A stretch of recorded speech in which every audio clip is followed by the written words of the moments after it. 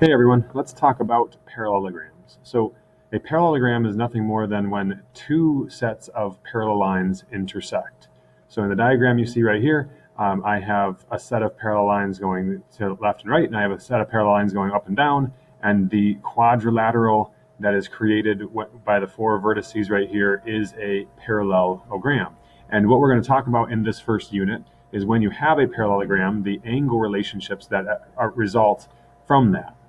And the vocabulary we give here. So in a diagram, when you know you have a parallelogram, then see the symbols in here we learned back in topic 1. Those symbols tell you that you have some angles that are congruent. Sorry, the diagram is missing some labels here, but we can add them in. That the measure of angle Q, let's call this Q down here. Call that Q. Well, let me change it to black. Q, R, S, and T. Okay, QRST is the parallelogram, and that measure of our angle Q is congruent to angle S, and that angle R is congruent to angle T. So now what we would write, if you see this in a diagram, what you can write is you say something like, if P-gram, which is short for parallelogram, then we call these opposite angles are congruent. So if you're given a parallelogram, then opposite angles are congruent. That's referring to these angles opposite of each other or across from each other within that parallelogram.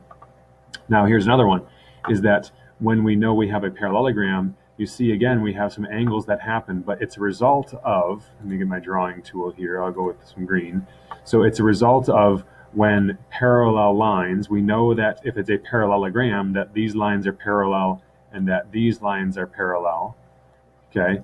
And what we talked about before is if you have parallel lines, then cut by a transversal. So now let me show you here.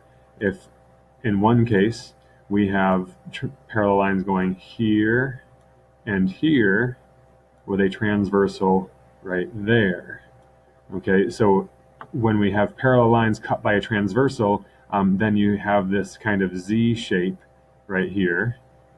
Then you have alternate interior angles that are congruent. So these angles are congruent as a result of the opposite sides of the parallelogram being parallel, and then QS is acting as my transversal here.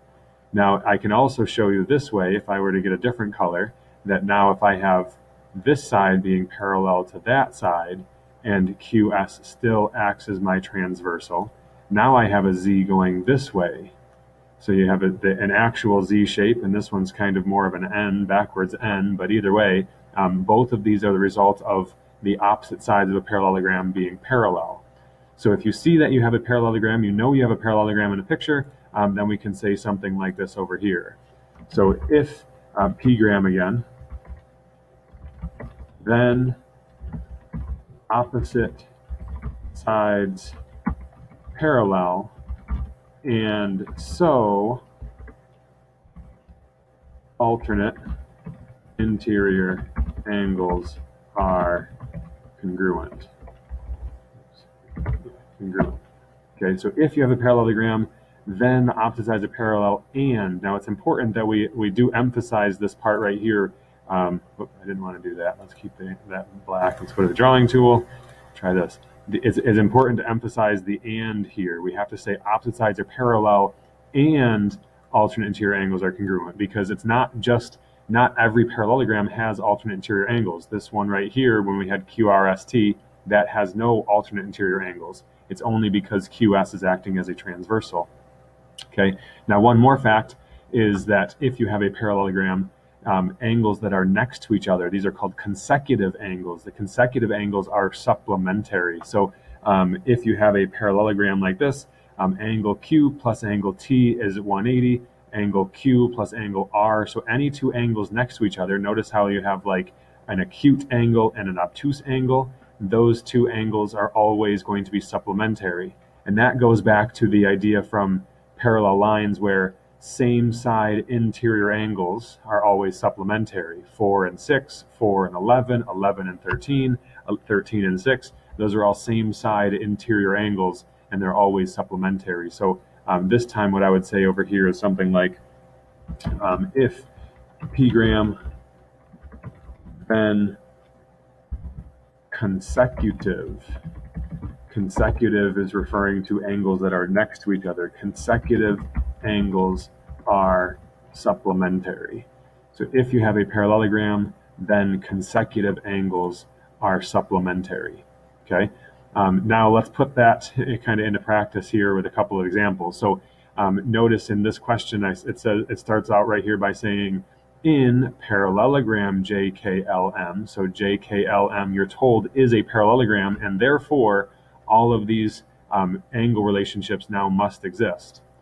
You know that you have some other angles here. Let me get back to this. Angle KJM, this angle right here is 110. And angle JMK down here is 21. And MLE, angle M, the measure of angle MLE is 41.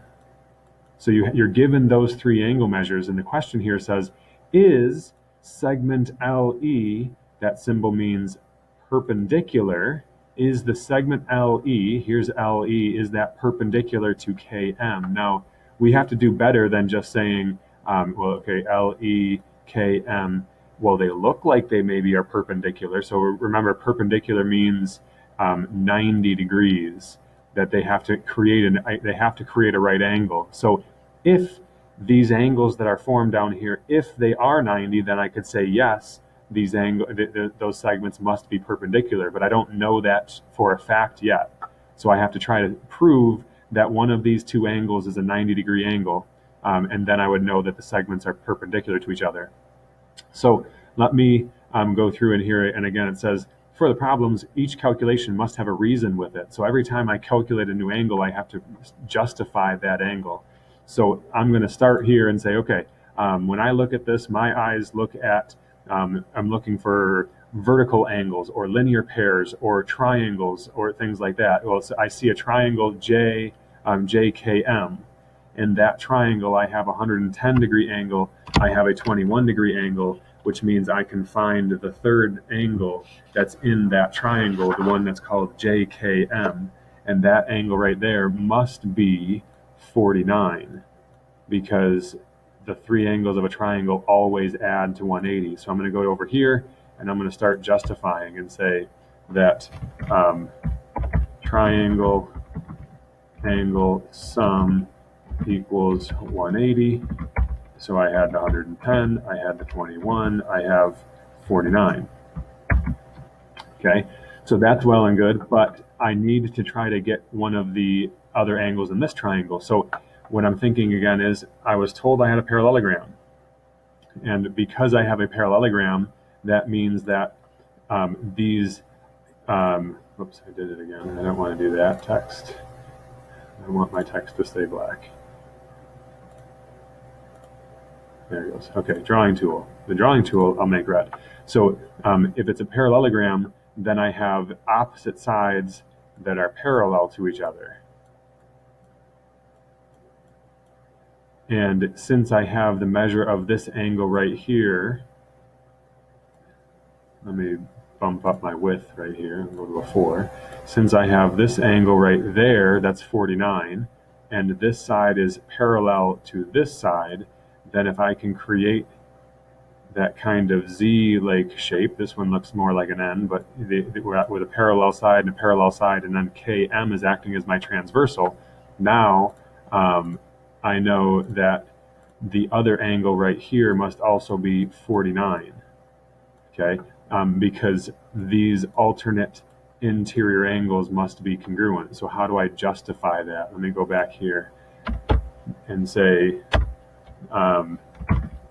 if P gram, then opposite sides, let me use the symbol, parallel, and alternate interior angles congruent.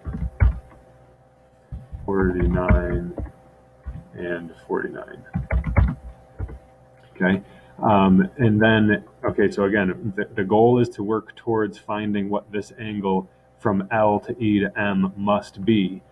So now I can come back, and since I have a 41 and I have a 49, I can find the measure of this angle, because 41 plus 49 is 90, which means that this other angle that's down here must also be 90, because 90 plus 90 is 180, and the triangle angle sum is always 180. So again, whenever I find another number I need to justify, I'm going to go back, triangle angle sum is 180, 41, 49, 90, and now I can say, yes, the segments are perpendicular because they make a right angle, period.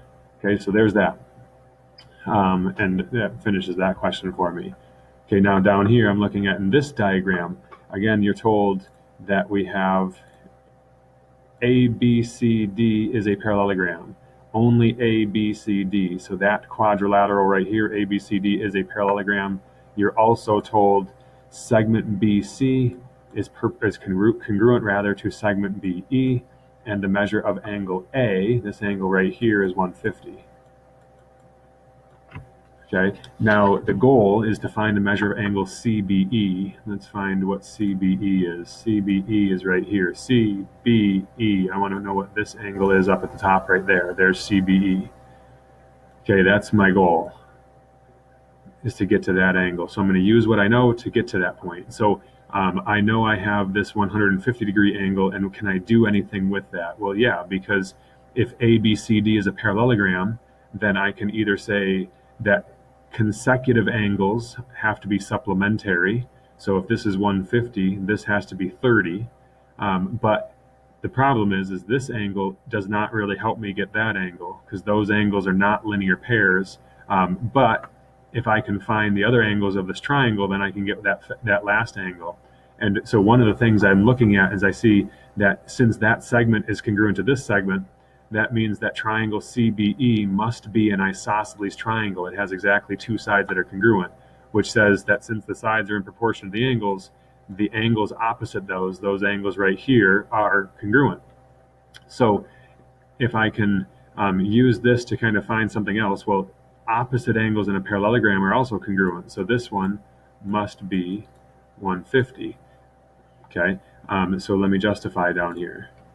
It says, if p-gram, then opposite angles are congruent.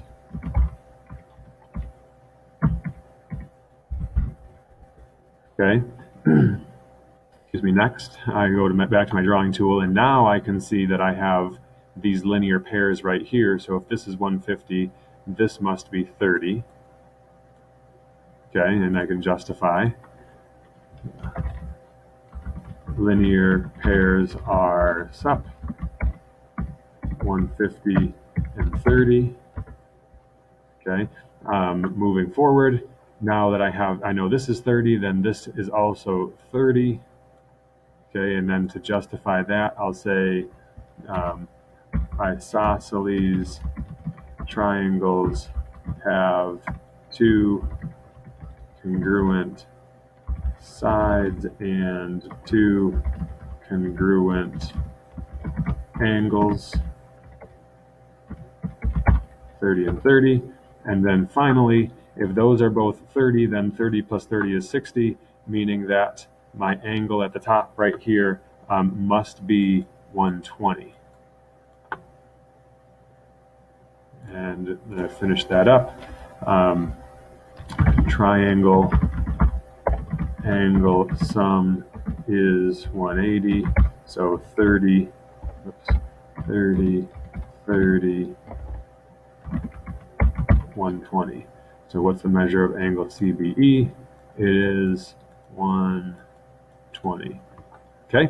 Go to the practice problems and do your best send an email to either Mr. Briggs or myself if you have some trouble. Enjoy.